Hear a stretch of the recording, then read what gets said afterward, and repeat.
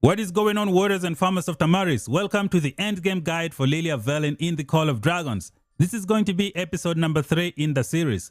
Episode number 1 covered Liliya and Thea. Episode number 2 covered multiple cavalry marches. In today's episode 3, I'm going to show you guys how to get the best value out of your Liliya VELYN based on 2 years experience playing this game. If you're new here, subscribe for more content, turn on the bell notification and never miss out. Like the video, share it with your friends, drop some comments down below. Let's get started.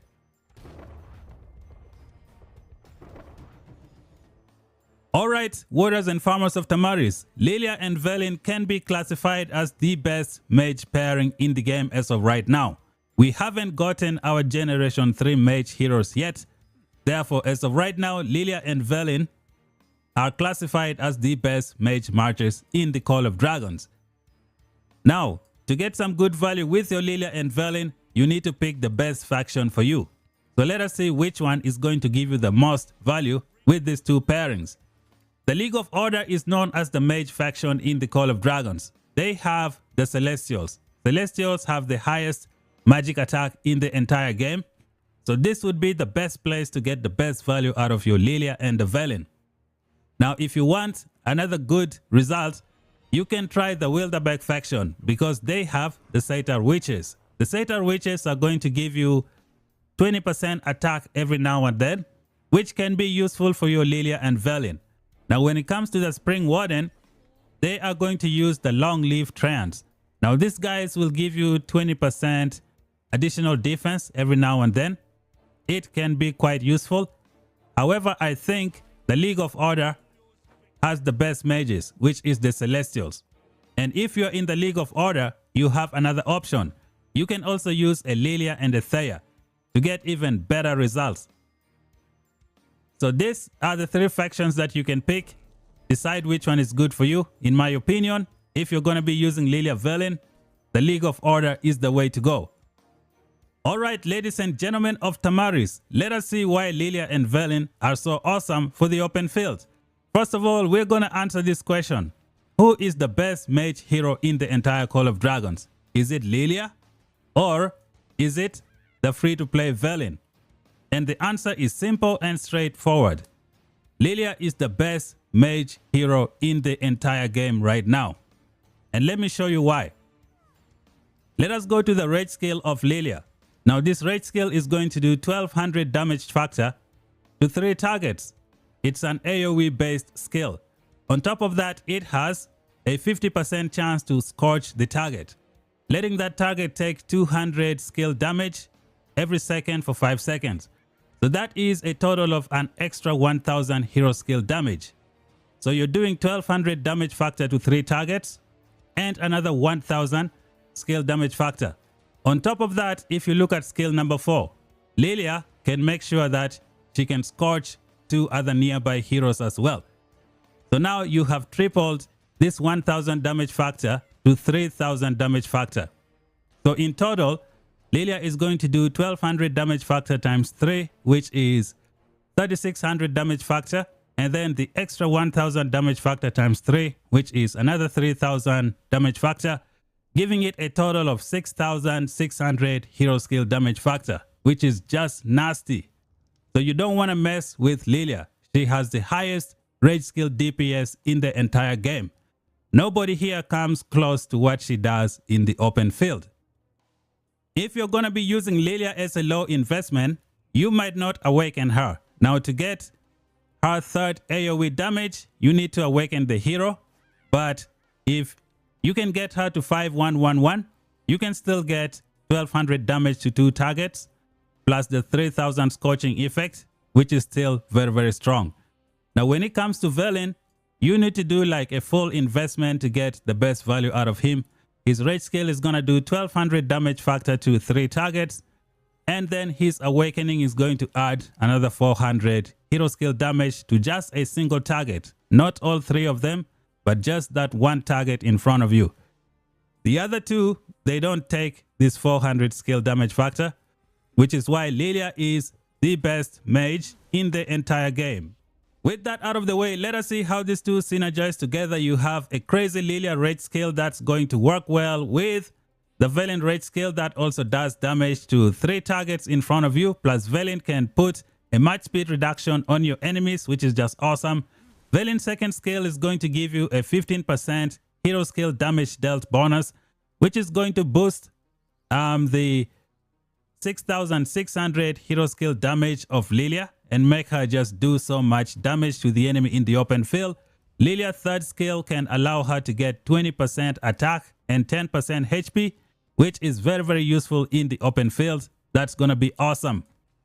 And then VELYN over here is going to do some defense break as well. Yeah, he has magic defense bonus. Over here, VELYN can put a defense reduction on the enemy, which is pretty good. On top of that, he has the magic unit hero skill crit rate bonus of plus 10%. When you go to Liliya, Liliya has hero skill focus on her skill talent tree. That's going to give her another 10% hero skill crit rate. So the combination of VELYN and Liliya can give you up to 20% hero skill crit.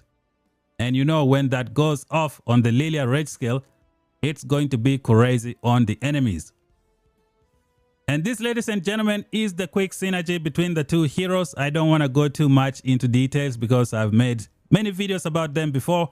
Up next, we're going to check out the artifact to use. The best artifact to use for this pairing is going to be the one and only Infernal Flame. This artifact is insane and you only need it at level 1. If you can get it to a higher level, that is going to be fantastic. So you're going to be doing a damage factor of this amount based on the level. And on top of that, when you scorch somebody, you are going to get an additional magic attack that's going to be very, very useful. Now, this artifact does not miss the enemy. As long as you're hitting them with a normal attack, you are guaranteed to catch them with this artifact. They will never ever see it coming. With most artifacts in the game, you can see the AoE symbol right next to you. You can run away if you can. But with a Liliya and this Infernal Flame, you don't see this artifact coming. Before you know it, you are taking so much damage in the process. You have other alternatives to use and you can try the Phoenix Eye. However, I feel like you need this one maxed out to get some good value as the Infernal Flame. But the Infernal Flame is the best one to use in the game. You have other artifacts in the game that you can try as well, but I wouldn't recommend them for this March. There are so many awesome artifacts here. Just make sure you find an Infernal Flame or you find this guy over here. If you can't, we got the good old Magic Bomb. This guy right here can give you some nice attack that's going to help you out in the field. And we also have this artifact that I haven't really unlocked. What does it look like? This one right here, the Breath of the Yargantis. This is another artifact that you can use as well. When it comes to WARPET, you should make sure you go with the Sapphire Fabric. The Sapphire Fabric is designed specifically for Liliya and the VELYN. That is because this pet has this ability known as Intense Pain Bloom. You can see the description over here. When you scorch someone, when you put Horror Frost, which is a freeze from the VELYN, you are going to get an extra damage for this WARPET. So the Sapphire Fabric is the way to go. And the number one thing that you look for is a spirit of 310. That is because 310 spirit is going to allow your Advanced Pain Bloom to let your Sapphire Fabric hit up to 3 targets with AoE. So as you can see here, deals damage to up to 1+2 legions. That is because of this Advanced Pain Bloom and 310 plus spirit. So that should be what you should be looking for. Now let me show you guys how to build this pet to get some good value against your enemies. I have 3 different builds that you can use for your Sapphire Fabric. These are endgame builds that are going to give you a lot of value in the open field. What you see here on the screen is what the majority of players are using right now in the game. You have Pain Bloom, you have Advanced Pain Bloom, you have Intense Pain Bloom, Resonance, Follow-Up, Advanced Follow-Up, Magic Fortune, and the Magic Spirit. This is what most of the people are using right now. But for me, I would make some changes. And that is because when you fight your enemies in the open field, they usually die in less than 15 seconds. Or they are doing some micro and you cannot hit them for more than 20 seconds. It's going to make this Intense Pain Bloom not get its maximum value, which is why the next thing you can try is Elemental Harmony. Elemental Harmony is going to make sure that your crit rate do almost 2 times the damage. So this is something that I would pick. The first one is good, but because of the nature of the open field where no one stands around for you to hit them for a long time, Intense Pain Bloom could not be very useful, but it's a good one. On the contrary, Elemental Harmony would be excellent on this pet, giving you more crit damage. Now for me, I would also try this third build, Sapphire number 3. Over here, we decided to add Intense Follow-Up. We removed Resonance. And here is why. When you add Intense Follow-Up, it's going to make sure that your second Pain Bloom that is triggered by Advanced Follow-Up to have 2 times the crit rate. So you will have a crit rate from Intense Follow-Up and a crit rate from Magic Fortune. That is going to give you a lot of damage. So let us check one pet over here and see how that is going to look for you. We're going to find a pet that looks like this. Okay, let us check out this pet and see how that's going to work. We're going to go to the skills. We go to the 3-star version of the pet. And we are going to find the crit rate first. So let's find Magic Fortune here. I have 16 plus 26. This is 40-something% crit rate for your follow-up. And then you have Intense Follow-Up. And over here I have another 40%. So between this one and this one, you have almost 90% crit rate for your follow-up, which is huge. And then you have these 2 crit skills over here. Let's see how much they can give you. Elemental Harmony is going to give you 110% crit damage. This is just nuts. Only one of this, which is the Elemental Harmony. On top of that, you have this one as well. Let's see the level 3 version of the Magic Spirits. It's giving you, here you go guys, another 70%. So you're looking at 175% crit damage. This is going to be useful, especially with this Intense Follow-Up. And all of this will be activated once your WARPET launches the first WARPET scale damage. When this WARPET launches its talent, the follow-up is going to make sure that you do another follow-up damage. So this is going to be so awesome with this double crit rate. So this third pet, Sapphire number 3, would be something that I will build towards. I already have my pet over here. Which one? This pet. I'm still deciding. I might remove this skill someday. As of right now, I'm trying to regenerate this pet and get it to 8 skill slot. And then I'll decide whether to take this one out and build my pet with Sapphire number 3. This would be what I use, because in open field, no one stands there for you to hit them for more than 15 or 20 seconds. They run away. Most of the time, you hit them with one rage skill, they are gone or they are dead because they are being hit by multiple people. Alright, Warriors of Tamaris, let me show you the best talent tree that most of the players in Call of Dragons are using right now. This is based on 2 years experience. The talent tree is right here. Just copy it if you want. It's going to let you get the best value on the field against your enemies. Now you grab this, you get some march speed. Here you get some good stuff. You go here, and then when you get to this point, you can go magic speed plus 15%. But the thing is, this pairing has a 20% march speed from VELYN. So you can completely ignore this 15% march speed and then take the foresight instead. Give you 75 rage every time one of your heroes casts a rage skill, which is pretty good. It's going to let you have faster rage skill cycle. You can pick this or you can go with this. You can't go wrong with any of them. And then you're going to take the intimidation, more hero skill damage dealt bonus. As you guys remember, Liliya can hit up to 6,600 skill damage. So this is going to be good for you. You have the Magic Maelstrom. This is kind of like a buff where you do more defense penetration and do a lot of damage. And then you're going to go on the skill talent tree. You take overall attack. You take the intimidation. you go here and you grab some, head held high, get some rage, and then you're gonna go with the boiling blood. The reason you take this is because your enemies die as fast as possible.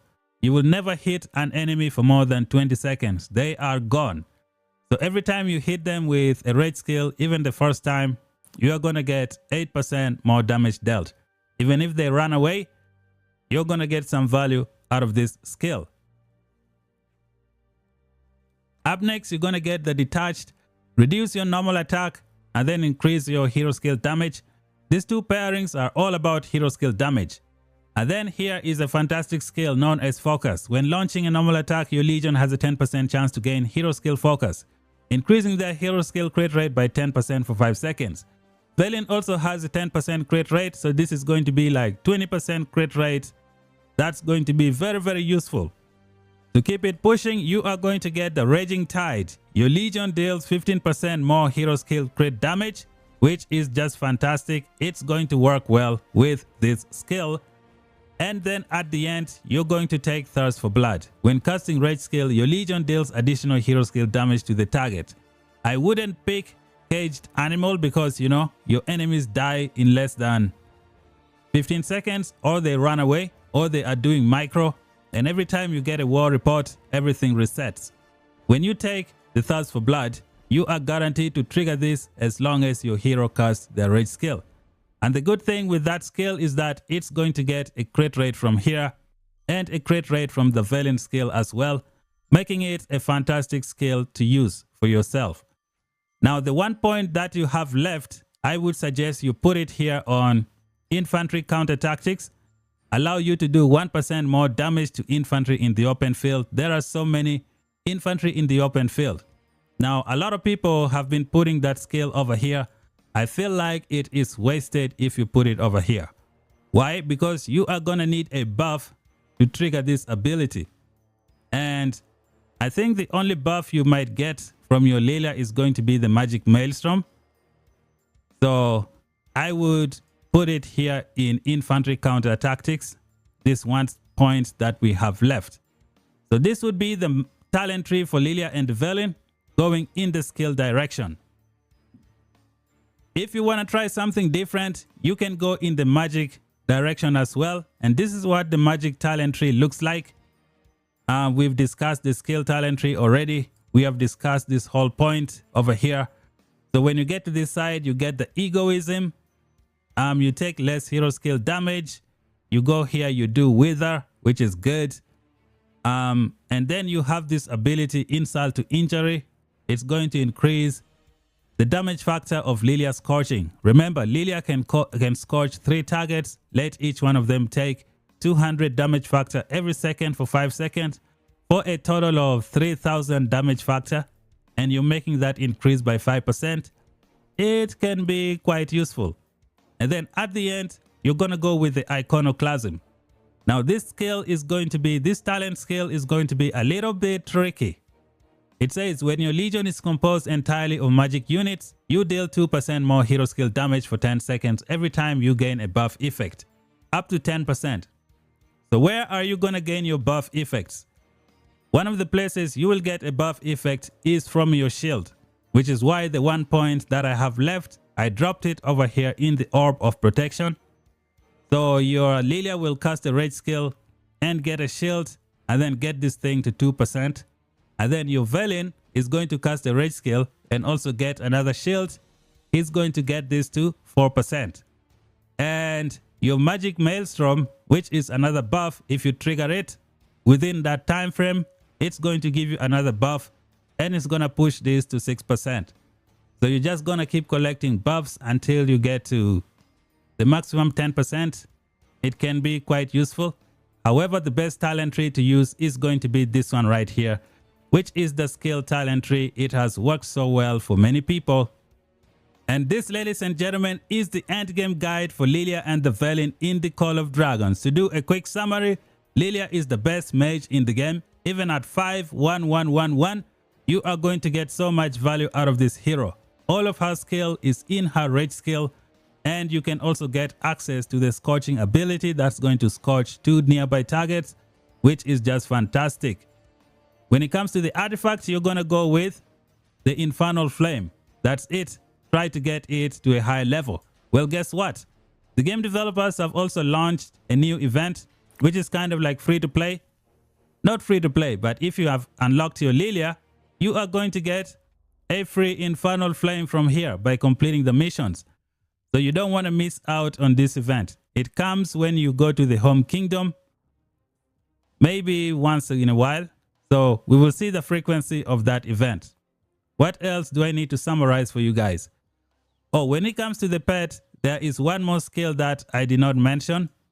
So let us check out this pet right here. We have this skill known as, what is it called? It's a crit rate skill. Where is it? Okay, we have the Light's Guidance. So Liliya VELYN is a hero skill crit march. So here you can get another 4% crit rate with this skill if you want to add it on your pet, but that's going to be up to you. It can be quite useful. So this is how I would build the Liliya Thea. This is the endgame guide for this pairing. If you want more endgame guide, make sure you check out some of the videos on my channel. I'm going to put the playlist link down below for all the endgame guides if you want to check them out. If you're new, subscribe for more content. Until then, I'll see you guys in the next video. Bye bye for now.